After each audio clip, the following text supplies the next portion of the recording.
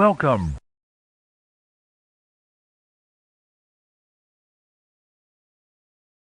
Hello, everybody. My name is Lena Carlos, aka Blondie, and you're watching Simply Blondie, where I talk about pretty much anything and everything that is on my mind.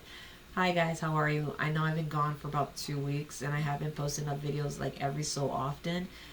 It's more along the lines that I did not run out of ideas. I just needed a break, like from everything that was happening.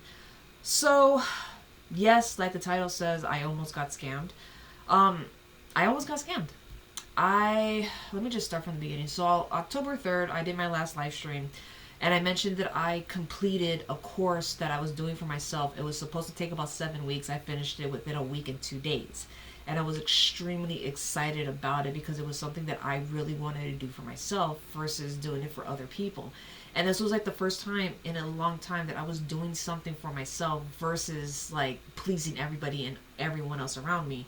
So when I finished the course, I was like on this euphoric high. I was like, holy shit, I just finished something that I was just really looking forward to doing, and I did it. And I was just like, damn, this is awesome.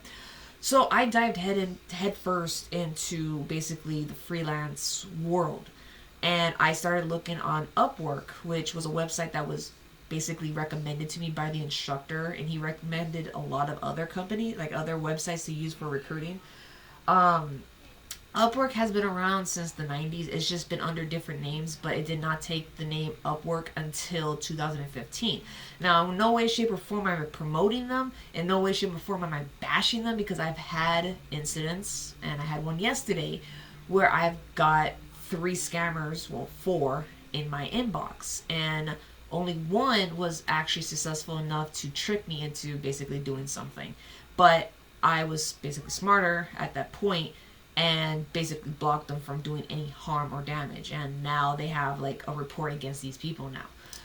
So let me start from the beginning. So after I finished my course on the 3rd of October, sorry, on the 4th, I basically said, you know what, let's just jump in. I started looking for work on Upwork, and I started looking on different websites and everything, and I got a little intimidated. Don't get me wrong, like, you know, you're new, you're trying to figure out like where do you stand and this and that. And I was already having plans in my head that I'm going to open up my website. I'm going to work on it. That is coming. I'm going to have it in November. I don't know exactly when, but I'm working on it. So don't worry. Um, so by the 5th, I actually got someone reached out to me, and they were saying they were interested in interviewing you. So I was like, okay, cool. So I started getting through the whole interview process. They sent me over through Skype. And at first, I thought it was normal, right? Because I really was brand spanking new to the whole website. I didn't know that a lot of the true employees or employers use the website to communicate with their customers, right? Or with the not customers, but with the employee, that their potential employee.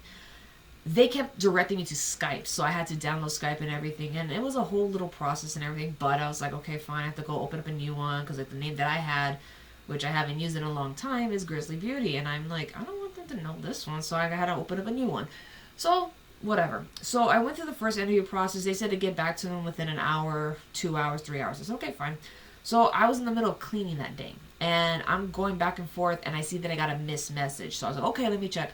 I got approved. I was like, yeah, you're hired. We want you to work for us. So I was really happy. I got like, holy shit, this is awesome.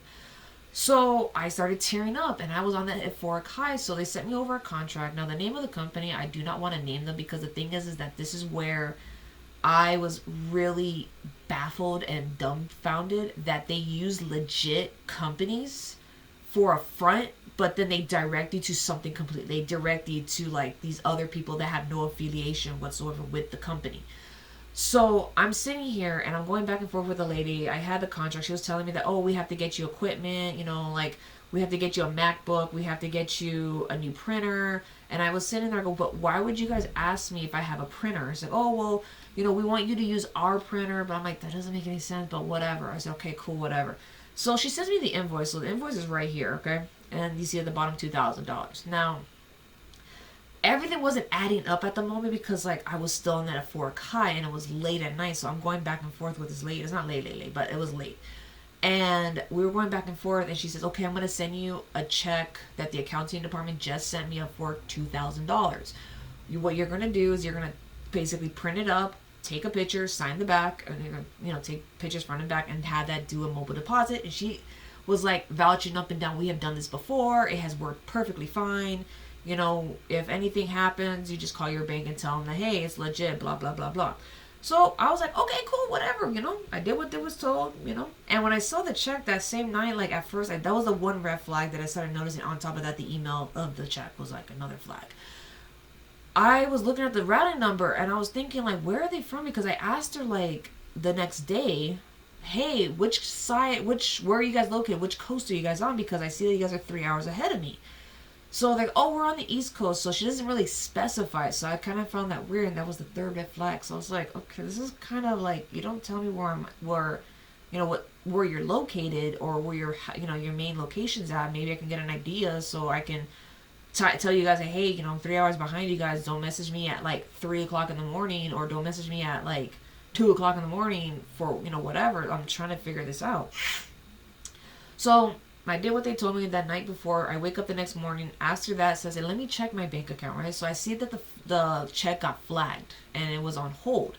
So I was thinking, and me being my spiritual self, I was thinking like, oh shit, maybe this is a sign. Maybe there's going to be a better offer to me that's going to be worth more. Sure enough, that's what happened. I got another one, and this is the one that really took on the whole domino effect, okay? So for this one, this was a medical blogging site, and I was just kind of like, okay, I know nothing of medical. The only thing I really do know is psychology. So she starts explaining to me about the whole thing about their company and what they do and everything, and the contract. It went from $25 to $50, so it literally went 2 times what it was that I was going to originally get paid for. So as I'm like sitting here, and I'm just like, okay, this is weird. So she's like, oh, since you signed the thing, I had to get in contact with the other people, so I did. I messaged the first people. I said, hey, unfortunately, I'm going to have to terminate our contract, because I did read the contract, and I did say that either party can terminate the contract, and with no questions asked or whatever, you can just terminate whenever you want to. So I said, okay, cool. I'm one party, she's another party. So I terminated my end. I'm like, yeah, I'm not working with you guys no more. Told her, hey, look, I got a better offer. I'm sorry, I called the bank to see if I can have that check reversed back to you or cancel the check altogether.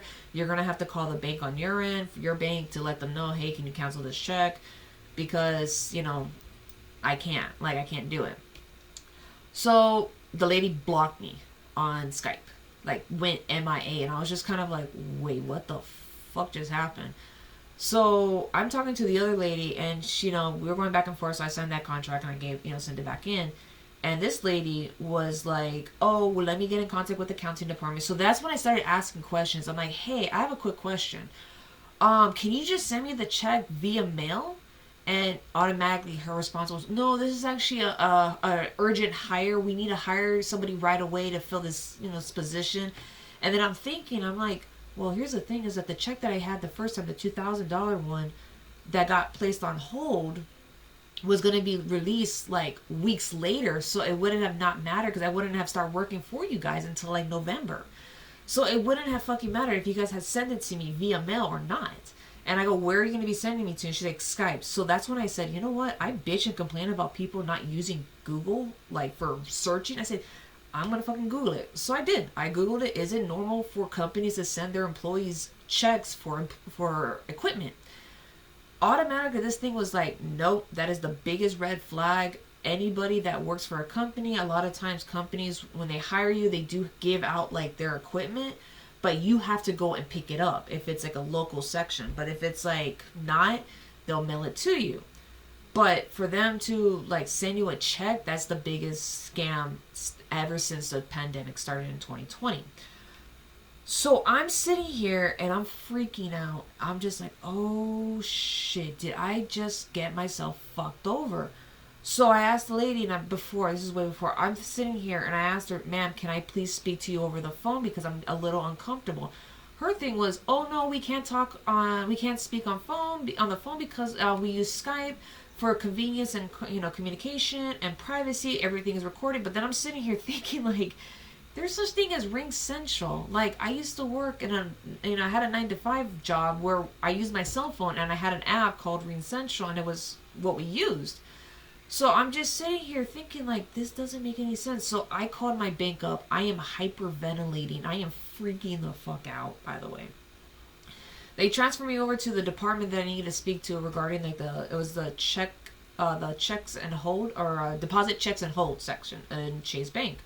And I'm going back and forth. The guy's freaking out too with me. He's like, "Are you okay? Like, what's going on? Like, breathe. Calm down. What's going on? Explain to me. Tell me what's going on." So I explained the whole story, and he tells me point blank. He's looking at me. He goes, "Yeah, this is a scam. This is a false check. This is not a real check. I'm really sorry to say that to you." He goes, "Tell me what happened." So I explained the whole story to him that, I'm a freelance copy editor. I just, finished getting certified to kind of like advance my skills and everything. And I was really enthusiastic about all this. And I'm just like freaking out now because I'm like, I've always been so cautious about this. And I was just like panicking the entire time. So the guy tells me, he's like, "Well, you know what? You're lucky enough that you caught onto it very quickly, because a lot of people," and he's like, "I don't like talking bad about the clients or anything, but there are some people that are very adamant and very naive that they believe that this is a legit check, and when it does go through, their accounts get all messed up and they have to close their account, or they have to close and restart, or they're basically kind of like can't bank with Chase no more." He's like, "But lucky for you, you were able to catch on to it, and you were able to flag it and do an investigation." He goes, "There's going to be a strong possibility that this check is not going to go through, so don't worry about that. Everything's going to be fine. But you would have to go into the bank itself to get that $12, that basically $12 refund." And like, I heard that. I just heard go to the bank and talk to them to get a refund, right, on the $12, right? So I'm like, okay, I'll do that. So the guy goes, "Look, everything's going to be fine." I messaged the lady back and I said, I don't remember what I said, but what I wanted to say was, "Fuck you. You're nothing but a fucking scam. You guys have no fucking life whatsoever. I cannot work for you and anything." And so the lady branded me that. I wrote back to the HR lady that hired me from the first job. I said, "It's pathetic that you guys will go out of your way to just scam people into work, like to quote unquote work for them, and then do a 180 and just fuck them over, So weeks passed and I was still like on edge about everything. That night too, I spoke to both my friends Mitchie and Brian about that, and they basically told me like, everyone gets scammed. I fully understand that. Yes, everybody gets scammed, but like for me, it's like I don't like being played. So I was just like completely caught off guard by that. But I understand, yes, everyone gets scammed. Even the smartest people get scammed, and it's just more of like, you have to pay attention to the red flags. The entire time, my gut was just off the charts. Like, it was just like, "Bitch, what are you doing? Like you need to pay attention. This is all red flags. Why are you doing this? You're like, but I caught on to it. I red flagged it. So the week later, I went to the bank. Long ass story, by the way, because the thing is that I do have 2 clips that I do talk about it a little bit. But to sum it up, I handled the situation. I got everything fixed. I have been checking my account every single day, making sure that everything is back to normal. What I found out from Chase is that they had changed their policy mid to late September, where everyone in the branch, like in every branch locations, each and every person there has equal control over situations. So like my situation, I could have gone to like a bank teller, which I did, and they could have just, refunded me whatever it was that, I messed up on. But the thing is that what I found out, and I didn't know this because I never was really told by the person that I signed up with, but you get like 3 refunds whenever you deposit a check that has insufficient funds. You could get the $12 charge that they charge to you. You get that refunded back to you, and I didn't know that. But you only get 3 every bank month, right? So I was just like, oh, okay, and then you only get 1 online. So at first I was getting like, so anyway, going back, everyone has equal control, but the only problem that I was having was that they were going to depend a lot more on their system. So I hate using statistics, but I came up with my own. Like, this is my statistic, okay? Take it or leave it. When I got into the argument with one of the supervisors for the department that I spoke to the guy with, I was going back and forth. I said, "Look, I'm all for it, like, go equal power, equal control. I love it. Go for it. But it's going to cause more problems than solutions." And he goes, "What do you mean?" I go, out of the 100 cases that you're going to get, about 85 of them are going to get declined because of different reasons. But that small percentage, that 15% is going to be approved. But that even smaller margin, that maybe like I would say 5%, is going to be people that have legit reasons, while that 10 is going to be people that are trying to kind of like get into other people's accounts or basically get money out of you guys. And he was just like, thank you for your concern, this and that, like I do, he's like, thank you for your concern. But long story short, they fixed it. They told me that it was misinformation on their end, that someone put the wrong department what I spoke with that day. And they're like, yeah, no, we are sorry. It's a miscommunication. They put a different department. They put like you were there like physically. I was like, yeah, I was there physically, but when I came to deposit, it was on my mobile. So there's a difference. So after all that, and that was like I'm looking at my calendar real quick, the 13th and 14th, it was those 2 days, because I had to go back to the bank. I went to the first time, and then I had to go back a second time, and then by the second time, that's when I spoke to somebody over the phone, got that shit situated quicker than the people in the bank. I was still under that whole like depressive kind of state of mind, because I just felt almost defeated. But I've had people like, come to me and check up on me and see how I was doing. I'm like, yeah, no, I'm doing fine. I needed a change. And this was literally like an eye-opener for me. But going back to the conversation I had with Michelle and Brian on the 7th of October, on the 6th of October, we were just going back and forth, and after I got off the phone with them, I had this whole like revelation as to why I got fired from my 9 to 5. Now, I was always under the assumption that I got fired because of how I stood up for everybody, how I stood up for myself, how I saw my self-value. And I started seeing like a lot of the bullshittery that was happening. What I realized that night was I got fired for defending all the wrong people. I got fired for seeing my worth and asking for a pay raise, because when I was working there, and ironically the last person I spoke to, which I shall not name names, told me that if I were to ask anyone else of how much I got paid, to just deny that we get paid the same. And I was pissed, because I was underpaid, overworked, and underappreciated. And a lot of the friendships that I made, only a good handful was worth keeping. The rest were not. And that's what had bothered me for so long, that I had to get rid of so many people that Friday. That's why I was like confusing the days, because that Friday I got rid of so many people. After I had that revelation, I got rid of every employee that I have ever worked with. Anybody that I had started communicating with, I just got rid of so many people. And then I hopped over to my Facebook and I made a message, and it was last week actually. I put up a message, I don't remember verbatim, but it basically, just to sum it up, I was going to get rid of people from my Facebook and out of my life. I started deleting people, and I had a lot of people that reached out to me asking like, hey, what's going on, or is everything okay on your end? I'm like, no, everything is fine, I feel great. Yeah, that was kind of a facade. I was kind of still like, decompressing from all these stuff that I was going through, and trying to like figure out what exactly I wanted to do and what I want to alter and everything.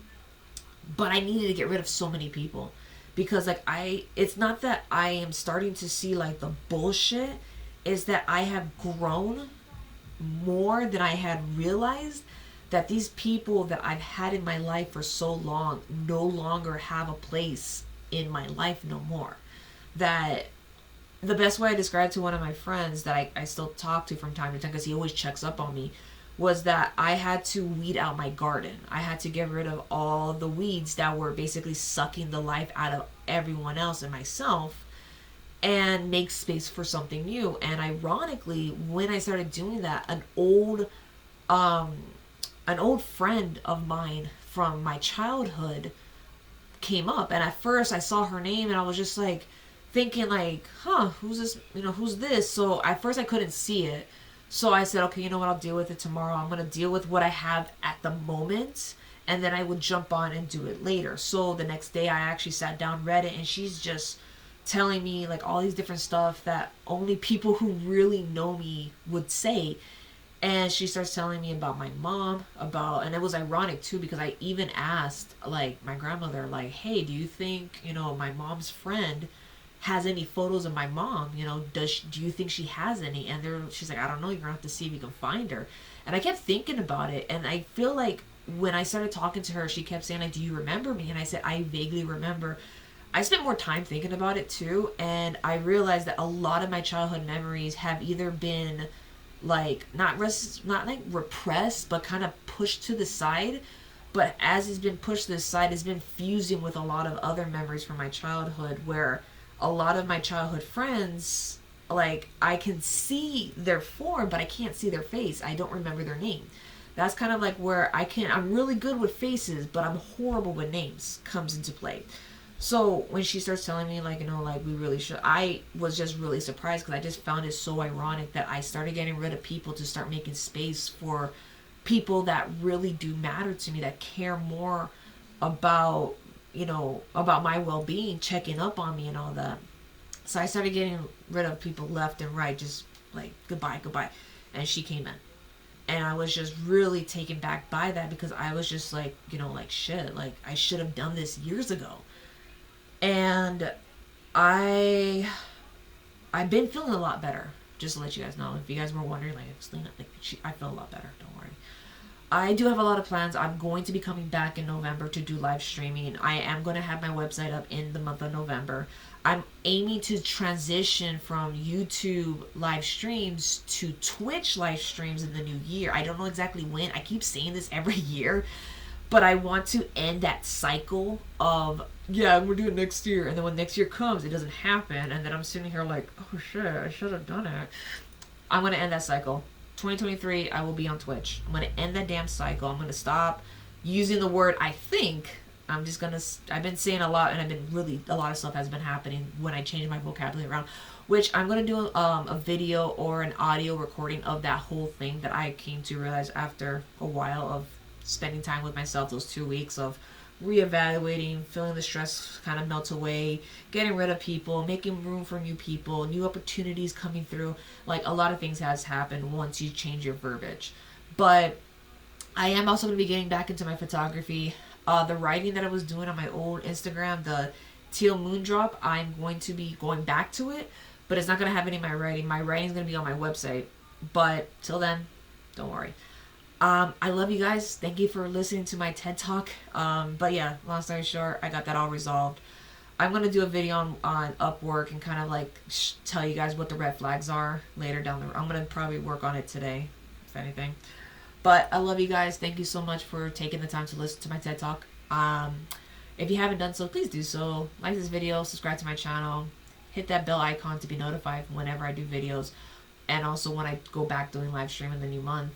And till then, guys, I love you. Also, guys, please, please, please, please be kind and rewind. And I will catch you guys in my next video. Bye. Goodbye.